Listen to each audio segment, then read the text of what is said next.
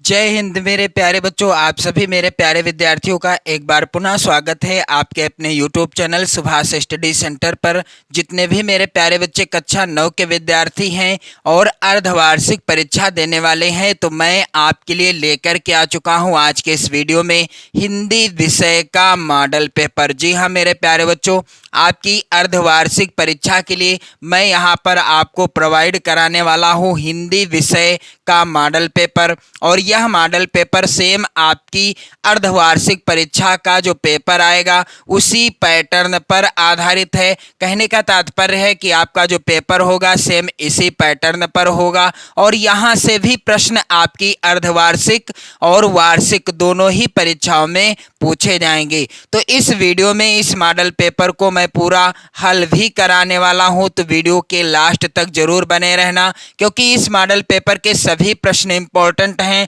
मेरे प्यारे बच्चों, आप लोग कई वीडियो और भी देख चुके हैं मॉडल पेपर से रिलेटेड। यदि आप देखना चाहते हैं, यदि आपने नहीं देखा है वीडियो, तो आप चैनल की प्लेलिस्ट में जाइएगा, वहां पर आपको वीडियो देखने को मिल जाएंगे। मेरे प्यारे बच्चों, जैसा कि आप सभी को पता है, समय आपको 3 घंटे 15 मिनट का मिलेगा और पेपर का पूर्णांक कितना रहेगा? 70 अंकों का। यहाँ पर आप लोग ध्यान देंगे, पेपर का पूर्णांक 70 अंकों का रहेगा। तो इस मॉडल पेपर के सभी प्रश्नों को भी सॉल्व कराने वाला हूं। यहाँ पर आप देखेंगे कुछ नोट्स यानी निर्देश दिए गए हैं। पहला है प्रारंभ के 15 मिनट, यानी 15 मिनट पहले ही आपको पेपर मिल जाएगा पढ़ने के लिए। दूसरा है प्रश्न पत्र 2 खंडों में विभाजित है, खंड आ एवं खंड बा में पेपर 2 खंडों में विभाजित हुआ देखने को मिलेगा आपको। और यहाँ पर आप देखेंगे खंड आ में 20 अंक के बहुविकल्पी प्रश्न दिए गए हैं। 20 बहुविकल्पी प्रश्न पूछे जाएंगे और प्रत्येक प्रश्न 1 नंबर का होगा। इस तरह से यदि आप इन 20 प्रश्नों का उत्तर सही तरीके से OMR शीट में आंसर फिल करते हैं तो आपको 20 नंबर पूरे पूरे मिलेंगे। मेरे प्यारे बच्चों, खंड बा जो होगा जिसमें 50 अंक के वर्णनात्मक प्रश्न दिए गए हैं और प्रत्येक प्रश्न के सम्मुख निर्धारित अंक भी अंकित हैं, यानी कौन सा प्रश्न कितने अंक का है यह भी सामने ही लिखा है प्रश्न के। मेरे प्यारे बच्चों, यहाँ पर खंड आ जो है यह 20 नंबर का है, प्रत्येक प्रश्न 1 नंबर का है। यदि आपसे 20 प्रश्न सही हो जाते हैं तो आपके 20 नंबर बिल्कुल पक्के हो जाएंगे। यहाँ पर आप लोग ध्यान दीजिएगा, पहला वेरी इंपॉर्टेंट प्रश्न है, भारतेंदु युग के निबंधकार हैं। दिए गए विकल्पों में से राइट आंसर क्या हो जाएगा? बाल कृष्ण भट्ट जी भारतेंदु युग के क्या हैं? निबंधकार हैं। यानी पहला ही ऑप्शन क्या है, विकल्प क्या है, सही है। मेरे प्यारे बच्चों, यहाँ पर आप लोग ध्यान दीजिएगा, प्रश्न संख्या 2 है। यहाँ पर गोदान किस विधा की रचना है? तो गोदान जो है उपन्यास विधा पर आधारित रचना है। यदि प्रश्न आता है गोदान के रचनाकार कौन हैं, तो मुंशी प्रेमचंद्र जी हैं। कौन हैं? मुंशी प्रेमचंद जी के द्वारा गोदान उपन्यास लिखा गया है। अगला प्रश्न है मेरे प्यारे बच्चों, सेठ गोविंद दास द्वारा रचित व्यवहार एकांकी में कुल कितने पात्र हैं? तो व्यवहार एकांकी के लेखक कौन हैं? सेठ गोविंद दास जी हैं। एक प्रश्न से कई प्रश्न बन सकते हैं, मैं आपको सभी प्रश्न सॉल्व कराता रहूंगा, जो प्रश्न आपकी अर्धवार्षिक और वार्षिक परीक्षा में भी बन सकते हैं। मेरे प्यारे बच्चों, यहाँ पर व्यवहार एकांकी में कुल कितने पात्र हैं, इसका उत्तर हो जाएगा सेठ गोविंद दास द्वारा रचित व्यवहार एकांकी में कुल 4 पात्र हैं। कुल कितने? 4 पात्र हैं। मेरे प्यारे बच्चों, प्रश्न संख्या 4 है। यहाँ पर भारतेंदु के पूर्व हिंदी गद्य के प्रमुख लेखक कौन थे? दिए गए विकल्पों में से भारतेंदु हरिश्चंद्र के पूर्व हिंदी गद्य लेखक कौन थे? उत्तर हो जाएगा यहाँ पर राजा शिव प्रसाद सितारे हिंद। यहाँ पर दूसरा वाला विकल्प है जो है सही है। भारतेंदु के पूर्व हिंदी गद्य के प्रमुख लेखक कौन थे? राजा शिव प्रसाद सितारे हिंद थे। प्रश्न संख्या 5 है मेरे प्यारे बच्चों, आदिकाल को अन्य किस नाम से जाना जाता है? तो आदिकाल को वीर गाथा काल भी कहा जाता है। क्या? आदिकाल को वीर गाथा काल भी कहा जाता है। यहां आप देखोगे प्रत्येक प्रश्न 1 नंबर का है, सामने अंक भी लिखे हुए हैं। प्रश्न संख्या 6 है यहां पर, पृथ्वीराज रासो किसकी रचना है?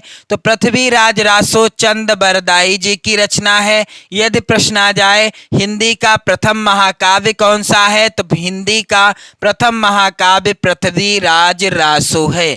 मेरे प्यारे बच्चों प्रश्न संख्या 7 है यहां पर, वेरी वेरी इंपॉर्टेंट, सगुणोपासना की दूसरी शाखा कहलाती है। सगुणोपासना की दूसरी शाखा क्या कहलाती है? दिए गए विकल्पों में से राइट आंसर हो जाएगा कृष्णाश्रयी शाखा सगुणोपासना की दूसरी शाखा है। पहली शाखा क्या है? रामाश्रयी शाखा।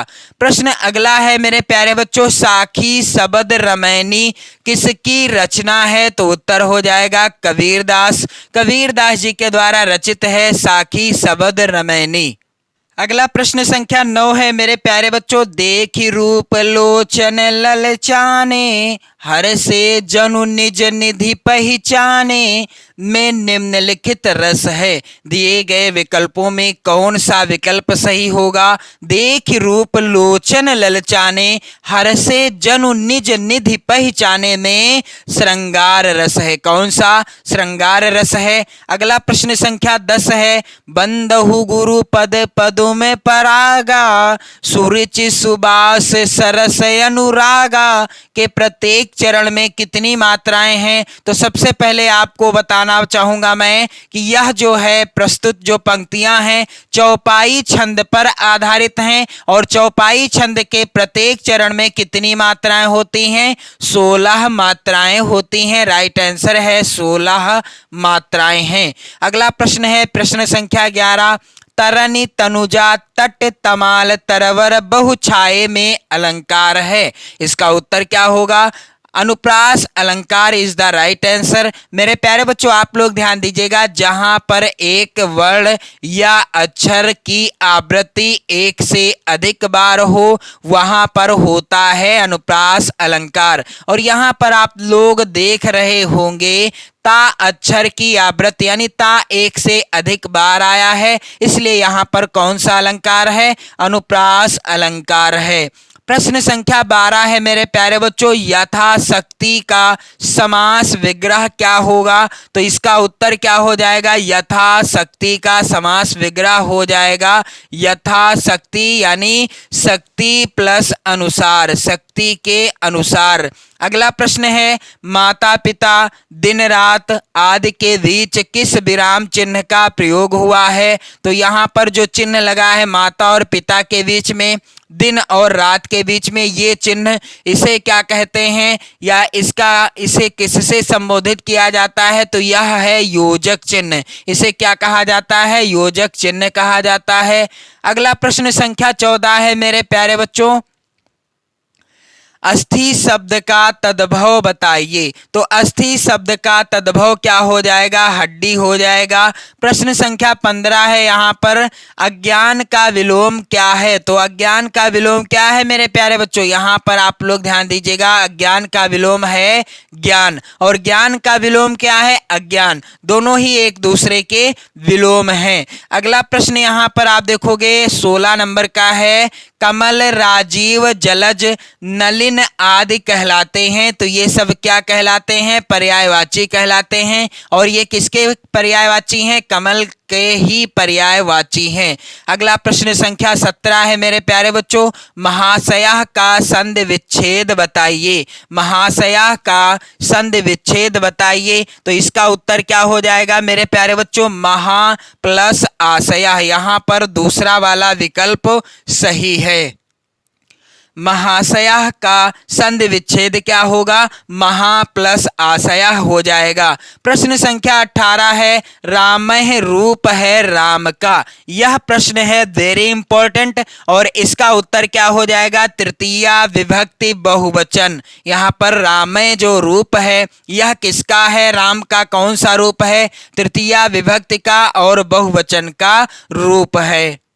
मेरे प्यारे बच्चों, आप लोग वीडियो शेयर कर देना, लाइक कर देना, अपने प्यार भरे कमेंट भी करते रहना। यहाँ पर प्रश्न संख्या 19 है, गच्छन्ति रूप है गम धातु का। इसका उत्तर क्या हो जाएगा मेरे प्यारे बच्चों? लट लकार प्रथम पुरुष बहुवचन। यहाँ पर उत्तर हो जाएगा लट लकार प्रथम पुरुष बहुवचन इज द राइट आंसर। प्रश्न संख्या 20 है मेरे प्यारे बच्चों, क्रिय धातु विधिलिंग लकार मध्यम पुरुष द्विवचन का रूप बताइए। तो इसका उत्तर क्या हो जाएगा? क्रिय धातु विधिलिंग लकार मध्यम पुरुष द्विवचन का रूप क्या हो जाएगा? कुरियातम हो जाएगा। यहाँ पर दूसरा वाला विकल्प सही हो जाएगा। तो इस तरह के 20 प्रश्न आएंगे बहुविकल्पी, जिनका आंसर आपको OMR शीट में फिल करना है। और मेरे प्यारे बच्चों, आप लोग वीडियो को शेयर जरूर कर देना, इन सभी प्रश्नों को जरूर तैयार कर लेना। इसके बाद खंड बा इस तरह का आएगा, 50 नंबर का होगा, यानी खंड बा के अंतर्गत 50 नंबर के प्रश्न पूछे जाएंगे।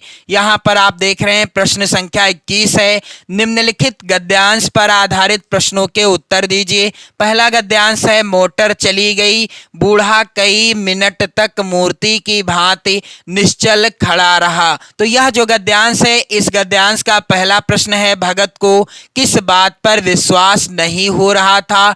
और मैं आपको बताना चाहता हूं कि इस गद्यांश के लेखक कौन हैं, यानी यह जो है किस पाठ से लिया गया है। तो यह जो गद्यांश है मंत्र शीर्षक पाठ से लिया गया है। मुंशी प्रेमचंद जी इस पाठ के लेखक हैं। और मैं वादा करता हूं कि यदि आप इस पाठ को पढ़ लेते हैं तो आपको काफी ज्यादा यानी काफी कुछ सीखने को मिलेगा, और साथ ही आपकी अर्धवार्षिक और वार्षिक परीक्षा के लिए वेरी इंपॉर्टेंट है यह पाठ।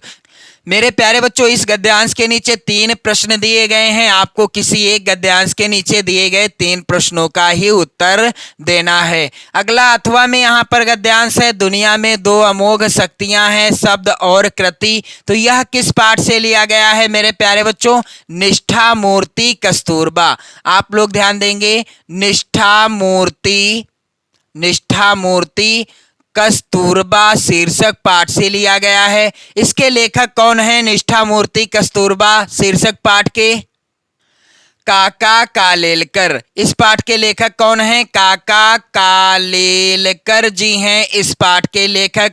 मेरे प्यारे बच्चों, इसके बाद अगला प्रश्न यहाँ पर आप लोग ध्यान दीजिएगा, निम्नलिखित पद्यांश पर आधारित प्रश्नों के उत्तर दीजिए। तो प्रभु जी तुम्हें चंदन हम पानी, जाकी अंगे अंग बास समानी।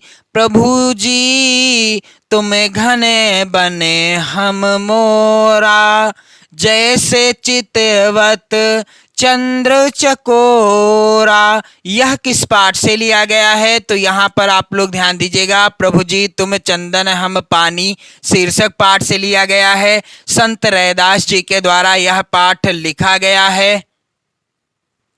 इसके बाद मेरे प्यारे बच्चों, अथवा में यहाँ पर आप देख पा रहे होंगे एक पद्यांश और है, मैंने झुक नीचे को देखा तो झलकी आशा की रेखा, विप्रवर स्नान कर चढ़ा सलिल, शिव पर दुर्वा दल तांडुल तिल। यह पद्यांश किस पाठ से लिया गया है मेरे प्यारे बच्चों? गान शीर्षक कविता से लिया गया है। और इस कविता के रचनाकार हैं सूर्यकांत त्रिपाठी निराला। आप लोग ध्यान देंगे, सूर्यकांत त्रिपाठी निराला जी के द्वारा यह कविता रचित है। इसके बाद यहाँ पर आप लोग ध्यान दीजिएगा, अगला प्रश्न संख्या 23 का है, निम्नलिखित संस्कृत गद्यांशों में से किसी एक का संदर्भ सहित हिंदी अनुवाद अपने शब्दों में कीजिए। 4 नंबर का प्रश्न आएगा। मेरे प्यारे बच्चों, यहाँ पर पहला गद्यांश है, अनंतरम श्री कृष्णः गोपालें सह वनम गत्वा गाह चारयति तत्र चा वेणुम वादयति। तो यह जो है लिया गया है किस पाठ से? कृष्णः गोपाल नंदना। आप लोग ध्यान देंगे, कृष्णा गोपाल नंदना शीर्षक पाठ से लिया गया है। और मेरे प्यारे बच्चों, अथवा में यहाँ पर संस्कृत का गद्यांश है, विश्व विश्रुतः स्वामी विवेकानंदः असैव महाभागस्य शिष्या आसीत। तो यह जो है किस पाठ से लिया गया है? परमहंसः। आप लोग ध्यान देंगे, परमहंसः शीर्षक पाठ से, यानी परमहंसः रामकृष्ण। आप लोग ध्यान दीजिएगा, परमहंसः रामकृष्ण शीर्षक पाठ से लिया गया है। इसके बाद यहाँ पर आप देखेंगे 23 का खा प्रश्न आएगा इस प्रकार से, निम्नलिखित संस्कृत पद्यांशों में से किसी एक का संदर्भ सहित हिंदी अनुवाद कीजिए। 4 नंबर का प्रश्न है। पहला है यहाँ पर पद्यांश, यह किस पाठ से है? पुरुषोत्तमः रामः। आप लोग ध्यान देंगे, पुरुषोत्तमः रामः शीर्षक पाठ से लिया गया है। और दूसरा यहाँ पर जो पद्यांश है, मनसि वाचस्य कार्ये पुण्य पीयूष पीयूड़ा, यह लिया गया है सुभाषितानि। आप लोग ध्यान दीजिएगा, सुभाषितानि शीर्षक पाठ से लिया गया है। इन दोनों पाठों को मैंने पढ़ा दिया है, आप वीडियो चैनल की प्लेलिस्ट में जाकर देख लेना। मेरे प्यारे बच्चों, यहाँ पर प्रश्न संख्या 24 है। दीपदान एकांकी अथवा लक्ष्मी का स्वागत एकांकी के कथा संगठन पर अपने विचार प्रकट कीजिए। यहाँ पर आप देखेंगे अथवा में भी प्रश्न है, लक्ष्मी का स्वागत एकांकी के प्रमुख पात्र का चरित्र चित्रण कीजिए। किसी एक प्रश्न का उत्तर करना होगा, 5 नंबर आपको मिलेंगे। प्रश्न संख्या 25 का है, निम्नलिखित लेखकों में से किसी एक का जीवन परिचय देते हुए उनकी किन्हीं 2 रचनाओं का नाम लिखिए। 4 नंबर का यह प्रश्न पूछा जाएगा। यहाँ पर मेरे प्यारे बच्चों प्रमुख लेखकों का नाम दिया गया है। और अगला प्रश्न है यहाँ पर, निम्नलिखित कवियों में से किसी एक का जीवन परिचय देते हुए उनकी किन्हीं 2 रचनाओं का उल्लेख कीजिए। 4 नंबर का प्रश्न यहाँ भी आएगा। मेरे प्यारे बच्चों, किसी एक कवि का जीवन परिचय और उनसे संबंधित 2 रचनाओं को लिखना होगा। मेरे प्यारे बच्चों, यहाँ पर आप लोग ध्यान दीजिएगा, अगला प्रश्न संख्या 26 है।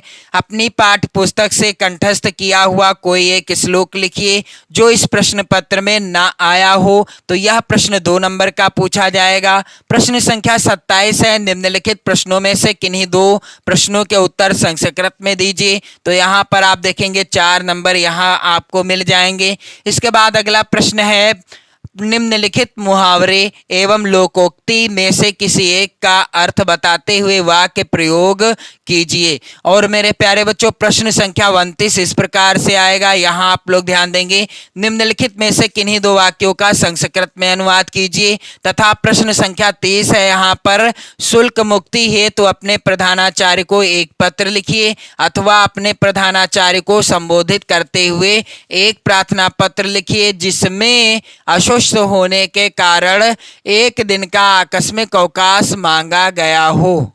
तो यहाँ पर आपको क्या करना है, किसी एक प्रश्न का ही उत्तर देना है, आपके 5 नंबर पक्के हो जाएंगे। तो मेरे प्यारे बच्चों, मैंने आपको बता दिया है हिंदी विषय के मॉडल पेपर का पैटर्न क्या होगा, किस तरह के प्रश्न आएंगे आपकी अर्धवार्षिक और वार्षिक परीक्षा दोनों में। तो मेरे प्यारे बच्चों, वीडियो शेयर कर देना, लाइक कर देना, अपने प्यार भरे कमेंट भी करते रहना। पढ़ते रहें, मस्त रहें, स्वस्थ रहें। जय हिंद।